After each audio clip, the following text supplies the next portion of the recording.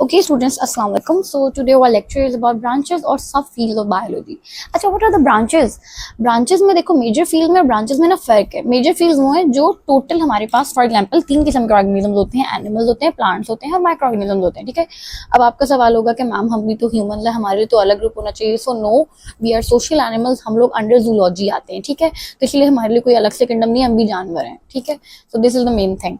अच्छा, तो ये होगी मेजर फील्ड्स कि हमने जो है ना मेजर फील्ड्स के अंदर जब भी शॉर्ट क्वेश्चन पूछे तो मेजर फील्ड्स में यही बताना है कि मेजर फील्ड्स 3 है, कि हमने मेजरली तीन डिफरेंसेस वाले ऑर्गेनिज्म थे उनको अलग कर दिया, लाइक एनिमल्स को अलग कर दिया, प्लांट्स को अलग और माइक्रो ऑर्गेनिजम्स को अलग. तो ये मेजर फील्ड्स थी. अब ब्रांचेस की बात आ जाओ तो ब्रांचेस बहुत ही वर्सेटाइल किस्म की है, बहुत ज्यादा है हमारे पास. ठीक है.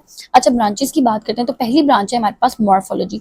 मॉर्फोलॉजी क्या होती है? मॉर्फ का मतलब होता है फॉर्म्स और लॉजी सिंपली मीन स्टडी. ठीक है. अब मॉर्फोलॉजी में अब मॉर्फ का मतलब क्या हुआ? अब देखो, जो नाम होगा ना उसमें से डेफिनेशन निकालनी है. ठीक है. वो कैसे? मॉर्फ का क्या मतलब होता है? Forms. Logy simply mean study. यानी अब जो फॉर्म्स होंगी ना, जो किसी भी ऑर्गेनिज्म की फॉर्म होगी, यानी बाहिरी हालत होगी, किस हालत में उसकी फॉर्म क्या है, उसको हम लोग इसमें पढ़ेंगे, मॉर्फोलॉजी के अंडर पढ़ेंगे. ठीक है. अब ये देखो, morphology is the study of form and structure of organism. इसमें हम क्या पढ़ेंगे? फॉर्म्स. ये क्या है? फॉर्म्स है. और स्ट्रक्चर है ऑर्गेनिज्म का. यानी हम इसमें किसी भी ऑर्गेनिज्म की फॉर्म को, स्ट्रक्चर को स्टडी करते हैं. Morphology study the outward appearance. इसमें हम लोग बाहर की हालत, ज़ाहिरी हालत पढ़ते हैं. अब आउटवर्ड अपीयरेंस में क्या आता है? शेप, कलर और पैटर्न आते हैं. शेप में क्या होता है कि फॉर एग्जाम्पल है हमारे पास ह्यूमन है, उनका कैसी शेप है, उनकी लिजर्ड्स है उनकी कैसी शेप है, मोंकी की कैसी शेप है. ठीक है. और इस तरह से अगर कलर की बात करो तो फॉर एग्जाम्पल हम स्किन कलर आ जाता है, आई कलर आ जाता है हमारे पास. तो ये बज़ाहिरी चीज़ें हैं ना सारी के. अगर फॉर एग्जाम्पल किसी का स्किन कलर वाइट है तो उसका कलर है, उसका उसकी अपेयरेंस है. अगर कोई ब्लैक है, कोई काला है, तो वो उसकी आउटवर्ड अपेयरेंस है, बाहर की हालत है. इस तरह से किसी की आंखें ब्लू हैं, किसी की ग्रीन है, तो ये बाहरी हालत है ना, डिस्पाइट द फैक्ट कि उसके अंदर क्या है क्या नहीं है. मतलब कौन सी चीज़ ऐसी है जो प्रोवोक करी है, उसकी आंखें ग्रीन है, बाकियों से डिफरेंट क्यों है, क्या ऐसी चीज़ है, उसको नहीं पढ़ना. सिर्फ बाहरी हालत, बज़ाहिरी तौर पे कोई चीज़, कोई ऑर्गेनिज्म कैसा दिखता है, हमने उसको पढ़ना है. ठीक है. As well as internal structures like organs. अब यहाँ पे इंटरनल स्ट्रक्चर्स का मतलब ये नहीं है कि हम लोगों ने इंटरनल स्ट्रक्चर्स को स्टडी करने बैठ जाना है. यानी मतलब ये है कि इंटरनल स्ट्रक्चर्स की भी जो फॉर्म और स्ट्रक्चर है ना, यानी इंटरनल स्ट्रक्चर की भी सिर्फ मॉर्फोलॉजी पढ़नी है.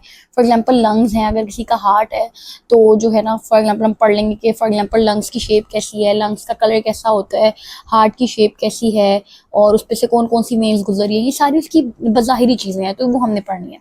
एनाटमी पे आ जाओ. एनाटमी क्या होती है? Anatomy is the branch of biology that explores the internal physical structures of organism. इसमें क्या होता है कि इंटरनली जो फिजिकल स्ट्रक्चर्स होते हैं ना, हमने उनको पढ़ना है. ठीक है. इंटरनल फिजिकल स्ट्रक्चर्स क्या होते हैं? फॉर एग्जाम्पल हमारी बोन्स हैं, ठीक है, हमारी मसल्स हैं, हमारे टिश्यूज हैं, ये सारे इंटरनल स्ट्रक्चर्स हैं ना, और फिजिकल हैं, बेसिकली फिजिकल स्ट्रक्चर्स हैं ये हमारे. तो अंदर इंटरनल हमारी बॉडी के अंदर जितने फिजिकल स्ट्रक्चर्स हैं ना, उनको पढ़ना है. बोन्स हो गई, मसल हो गए, टिश्यू हो गई, सारे फिजिकल स्ट्रक्चर्स हैं हमारे. पर्टिकुलरली ह्यूमंस, स्पेशली ह्यूमंस के लिए हम एनाटमी का लफ्ज इस्तेमाल करते हैं. ठीक है. जब भी एनाटमी की बात होगी तो पर्टिकुलरली ह्यूमंस के लिए होगी. अच्छा, it helps in the disease diagnosis. इससे क्या होता है कि हम कोई भी डिजीज है उसका पता चला सकते हैं, मेडिकल डिवाइस डेवलपमेंट कर सकते हैं. फॉर एग्जाम्पल आजकल आपने देखा होगा कि फॉर एग्जाम्पल अगर कैंसर किसी को डायग्नोस हो जाता है, ठीक है, अगर हम किसी में कैंसर डायग्नोस करते हैं तो मेडिकल डिवाइसेस आजकल बहुत सारी आ गई है. लेजर थेरेपी आ गई है हमारे पास, डिफरेंट सर्जरीज आ गई हैं. तो ये क्या है? हमारे पास मेडिकल डिवाइसेस है ना, जो जिनकी डेवलपमेंट हो गई है. तो अगर हमें एनाटमी ना होती, हमें पता ही ना चलता कि इंटरनल फिजिकल स्ट्रक्चर्स जो हैं उनमें क्या चेंजेस आ रहे हैं और जो है ना कैसे कैंसर हो रहा है, तो हम कैसे किसी भी डिवाइस को डेवलप कर सकते थे. तो ये है. And improving the quality of life. और इससे हम क्या करते हैं, कोई भी अगर लाइफ में कोई खराबी आ गई, यानी कोई डिजीज हो गई किसी को, फॉर एग्जाम्पल कैंसर हो गया, तो कैंसर कब होता है? जब हमारे पास बॉडी में नॉर्मल सेल्स की जो अमाउंट है, वो जो सेल्स की अमाउंट है वो नॉर्मल से ज़्यादा हो जाए. ठीक है.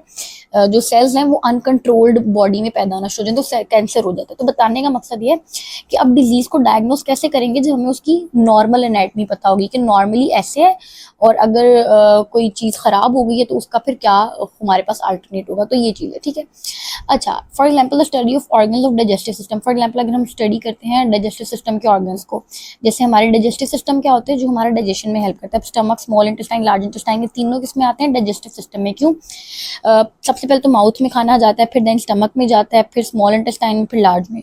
तो वो सारा क्या, ये सारा प्रोसेस है, पहले यहाँ पे फूड ने हमारे पास डाइजेस्ट होना है, फिर आधा प्रोसेस यहाँ पे होना है, आधा यहाँ पे होना है। तो मतलब ये सारा प्रोसेस है, इसलिए डाइजेस्टिव सिस्टम के अंडर है। तो अनैटमी में हम क्या पढ़ लेंगे कि हमारे पास जो इंटरनल फिजिकल स्ट्रक्चर है ना, यानी ये फिजिकल स्ट्रक्चर है, stomach, small intestine physical structure है, लार्ज इंटेस्टाइन फिजिकल स्ट्रक्चर है। तो ये सारा हमने पढ़ना है, इनकी फिजिकल स्ट्रक्चर्स के बारे में पढ़ना है कि स्टमक कैसा है, स्टमक की जो है ना वो हमारे पास स्टमक में कौन कौन से कंपोनेंट्स आते हैं, कौन कौन से पार्ट्स आते हैं हमारे पास, तो ये सारी चीज़ें आ जाती हैं। ठीक है। अच्छा, तो ये हो गया हमारे पास एनाटॉमी के बारे में। नेक्स्ट आ जाओ हमारे पास फिजियोलॉजी। फिजियोलॉजी क्या होती है हमारे पास? Physiology is the branch of biology, ये ब्रांच है किसकी? बायोलॉजी की, that deals with the functioning of body parts. अब हमारे बॉडी पार्ट्स जो है वो फंक्शन कैसे करें, काम कैसे कर रहे हैं। ठीक है। अनैटमी में हमने क्या पढ़ा था? हमने अनैटमी में इंटरनल फिजिकल सिर्फ स्ट्रक्चर्स पढ़े थे। अब मॉर्फोलॉजी और अनैटमी में ना एक चीज है, मॉर्फोलॉजी में हमने क्या पढ़ना है? बाहरी हालत। जिस तरह फॉर एग्जाम्पल ये मेरा स्किन कलर है, तो ये कैसा है, मैंने इसके बारे में पढ़ना है। लेकिन अनैटमी में क्या पढ़ूंगी मैं? इंटरनल स्ट्रक्चर, यानी मेरी अंदर से बोन कैसी है, जॉइंट्स कैसे हैं, क्या है, कैसा स्ट्रक्चर है। तो मॉर्फोलॉजी बाहरी हालत है, एनाटॉमी इंटरनल है, तो ये मिक्स नहीं करना। ठीक है। और फिजियोलॉजी इन दोनों से डिफरेंट है। फिजियोलॉजी कैसे डिफरेंट है कि ये ब्रांच वो है बायोलॉजी की जो डील करती है फंक्शनिंग ऑफ बॉडी, यानी फॉर एग्जांपल बॉडी फंक्शन कैसे करी है। For example how the blood circulatory system transport vital substances through the body. For example जो ब्लड सर्कुलेटरी सिस्टम है, ब्लड सर्कुलेटरी सिस्टम में क्या क्या आता है हमारे पास? जो हमारा हार्ट होता है, ठीक है, फिर उसके बाद जो है हमारी वेन्स होती हैं, आर्टरीज होती हैं हमारे पास। ठीक है। तो ये सारा किस में आ जाता है हमारे पास? ब्लड सर्कुलेटरी सिस्टम में। ठीक है, कि ब्लड हार्ट से कैसे वेन्स में, आर्टरीज में जा रहा है और फिर पूरी बॉडी में जो है ना ट्रांसपोर्ट हो रहा है। तो हमने ये देखना है सिर्फ के फंक्शन क्या है। ठीक है, ब्लड सर्कुलेटरी सिस्टम का काम क्या है। इसी तरह से फॉर एग्जांपल अगर मैं कहती हूँ डाइजेस्टिव सिस्टम का काम सिर्फ ओनली काम क्या? फंक्शन। हमने फंक्शन की बात की है, तो जो सिर्फ और सिर्फ फंक्शनिंग के बारे में पढ़ना है कि अगर ब्लड सर्कुलेटरी सिस्टम है तो वो कैसे काम कर रहा है।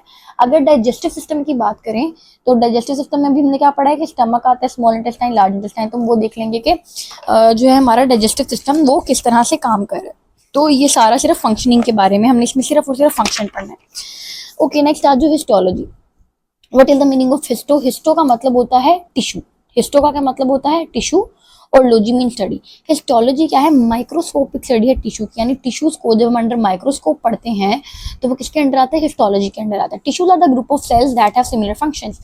टिश्यूज जो है सेल से मिलके बने हैं जिनके एक जैसे फंक्शंस होते हैं। मैं आपको एक चीज बताती हूँ, हमारा जो मेजर चीज है ना, सबसे पहले तो हमारी बॉडी का जो बेसिक यूनिट है लाइफ का वो क्या है? सेल। क्या है ये? बेसिक यूनिट है लाइफ का, यानी हमारी जो लाइफ है ना वो सेल से बनी है। क्योंकि ऐसा माना जाता है कि पहले जो लाइफ थी सिंगल सेल के ऊपर, यानी यूनिसेलुलर होते थे, सिंगल सेल के ऊपर लाइफ डिपेंड करती थी। जिस तरह बैक्टीरिया हो गए और बहुत से यूनिसेलुलर ऑर्गेनिज्म हो गए, तो वो सिंगल सेल पे डिपेंड करती थी। आहिस्ता आहिस्ता एवोल्यूशन के थ्रू मल्टी सेलुलर ऑर्गेनिज्म था जिसके बहुत सारे सेल्स थे। खैर, सेल्स के बाद क्या बनते हैं? सेल्स। बहुत सारे सेल्स मिलके आपस में क्या बनाते हैं? टिश्यू। बहुत सारे टिश्यू मिलके क्या बनाते हैं? ऑर्गन्स। और बहुत सारे ऑर्गन मिलके क्या बनाते हैं? ऑर्गन सिस्टम बनाते हैं। ठीक है, अभी उसने बात की यहाँ पे देखो कि tissues are the group of cells, यानी टिश्यू ग्रुप है किसका? सेल्स का ग्रुप है। जो बहुत सारे सेल्स जो कि जिनका फंक्शन क्या हो? सिमिलर हो, जो एक जैसा काम परफॉर्म करते हैं, वो टिश्यू बनाते हैं। ठीक है। फॉर एग्जाम्पल मैं अगर कहती हूँ कि बहुत सारे सेल्स थे जिन्होंने मिलकर टिश्यू बनाए। टिश्यू कौन से बनाए? फॉर एग्जाम्पल कार्डिक टिश्यूज बना दिए। Cardiac mean cardiac is related to heart, तो कार्डिक टिश्यू बना दिए। कार्डिक टिश्यूज जब मिले तो उन्होंने क्या बना दिया? हार्ट बना दिया। और हार्ट किसका और कौन से ऑर्गन सिस्टम का हिस्सा है? हार्ट ब्लड सर्कुलेटरी सिस्टम का हिस्सा है। किसका?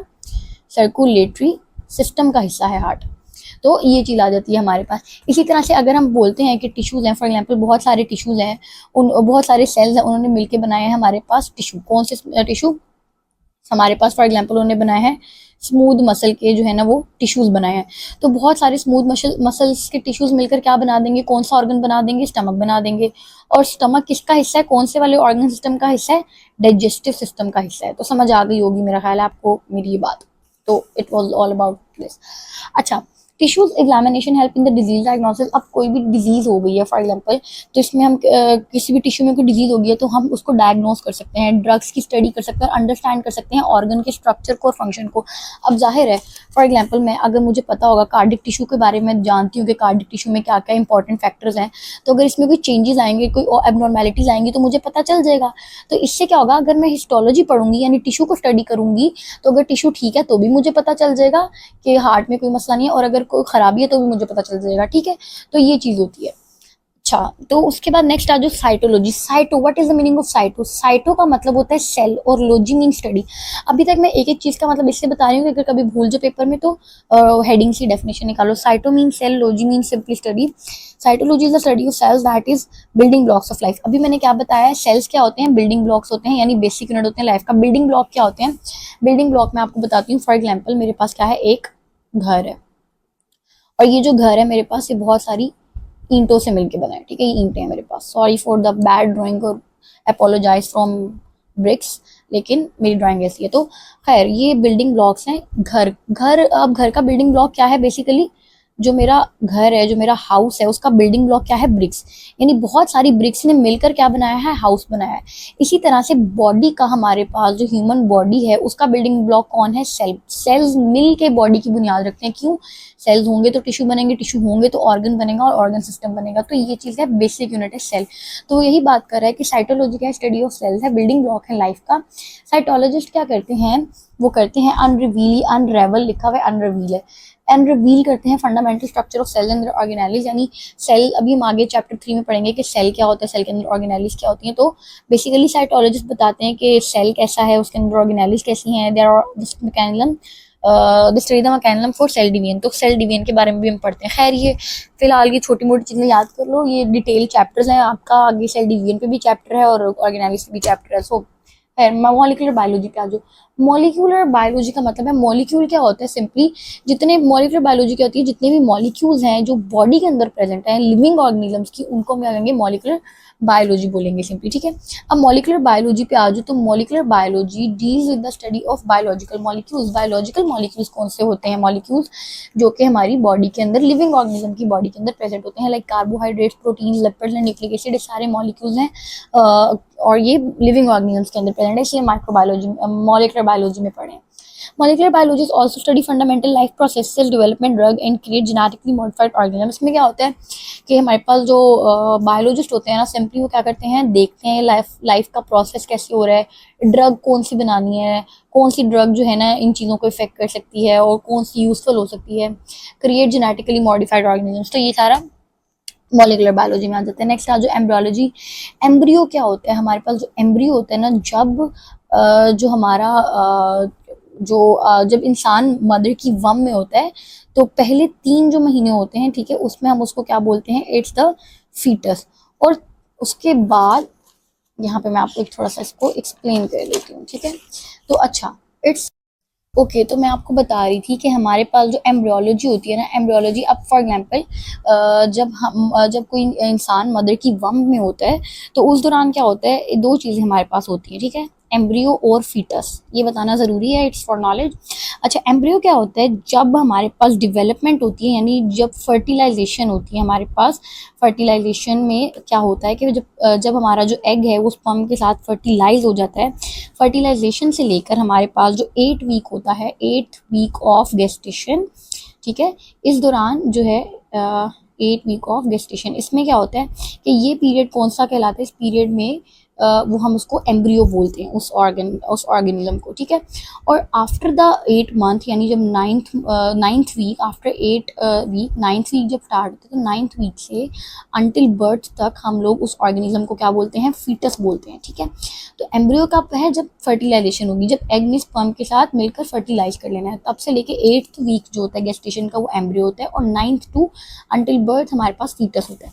तो एम्ब्रियोलॉजी क्या होती है? जो स्टडी होती है, यानी से फर्टिलाइजेशन से लेके 8 वीक जो होता है डेवलपमेंट का, उसमें क्या होता है कि उस दौरान जितना भी हमारे पास डेवलपमेंट हो रहा होता है ऑर्गेनिज्म का, फर्टिलाइज्ड एग के थ्रू, जब एग ने फर्टिलाइज कर जाना है, उसके बाद जो डेवलपमेंट होती है अंटिल 8 वीक, क्योंकि तब तक हम एम्ब्रियो बोलते हैं, तो उसको हम क्या कहते हैं? एम्ब्रियोलॉजी के अंदर हम स्टडी करते हैं, उस दौरान जितने भी चेंजेस आते हैं।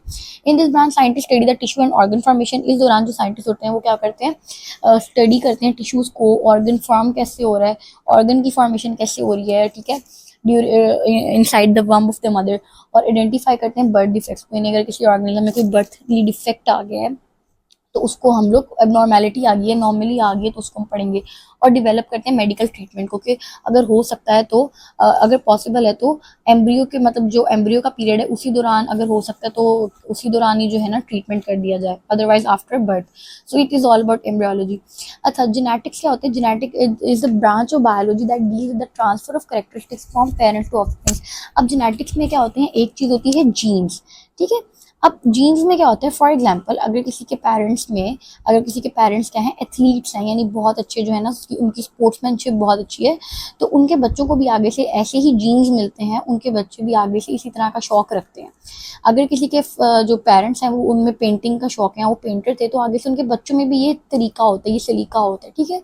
और इसी तरह से अगर कोई एक्स्ट्रा ऑर्डिनरी कोई चीज़ है किसी के पेरेंट्स में और आगे उनके बच्चों में भी वो चीज़ है, तो वो क्या होता है? It's all about genes, genetics.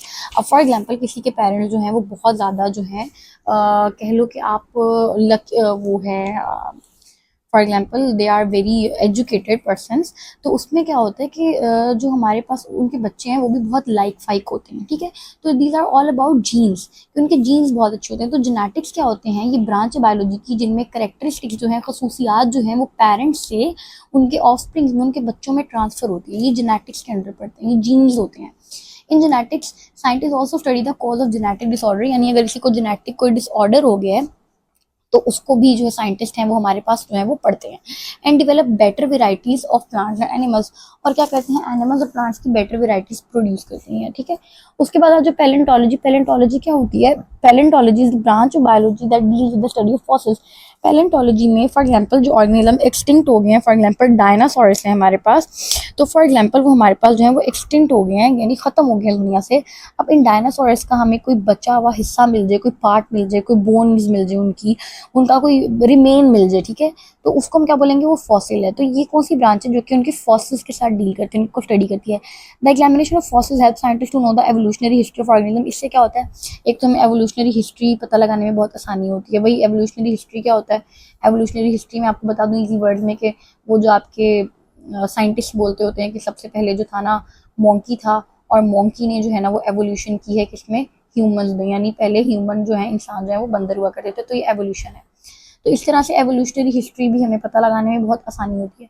For example dinosaurs fossils provide evidence of giant reptiles that Rome the earth millions of year ago. यानी अगर हमें डायनासोर्स के फॉसिल्स मिले, उनकी इतनी बड़ी बड़ी बोन्स मिली, अब देखो ना, फॉर एग्जाम्पल हमें तो नहीं पता था कि डायनासोर्स होते हैं, तो क्या हुआ कि जब जो पैलेंटोलॉजिस्ट थे, जो साइंटिस्ट थे, उन्होंने जब इतनी बड़ी बड़ी बोन्स डिस्कवर की, इतने बड़े बड़े ढांचे उनको मिले, तो तब उनको आइडिया हुआ कि अच्छा बहुत अर्सा पहले इस तरह के ऑर्गेनिजम्स भी पाए जाते थे। तो ये क्या होता है? जो फॉसिल्स होते हैं वो हेल्प करते हैं हमें पता लगाने में कि हमसे पहले या बहुत अर्सा पहले कौन से ऑर्गेनिजम्स जो थे वो जो है इस दुनिया में सर्वाइव करते थे, ठीक है।